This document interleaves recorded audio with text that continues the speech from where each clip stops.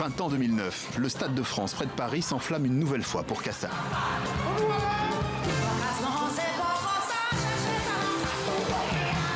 Le groupe antillais fête ses 30 ans de carrière avec une énergie toujours impressionnante. 10 ans plus tard, printemps 2019, Jacob Desvarieux, le guitariste, est l'un des premiers à arriver ici en banlieue parisienne pour les répétitions.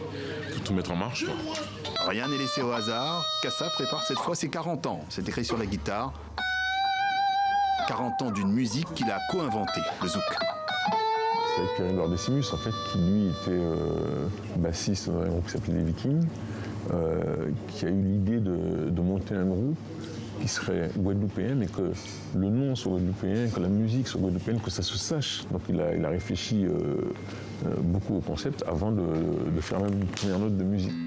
Jocelyne Berroir, l'autre grande figure de Kassav, et elle aussi dans les starting blocks. Elle nous explique que l'un des secrets de Kassav, c'est sa façon originale de décliner la batterie zouk.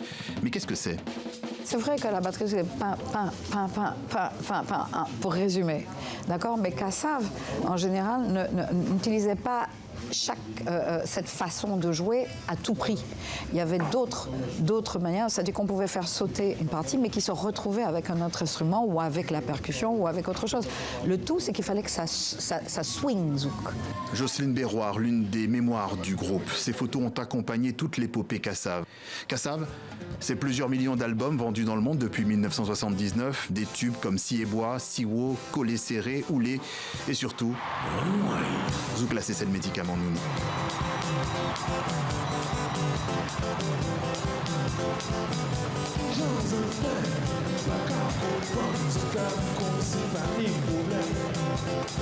« 40 ans et un rapport particulier avec le Zénith de Paris, une autre salle mythique, là où toute l'aventure scénique a vraiment commencé en 1985, devant 8000 personnes, essentiellement des Antillais. Musicalement, il y avait il y avait un groupe qui les représentait, il y avait un groupe qui était là, qui avait fait quelque chose qui pour eux était inimaginable.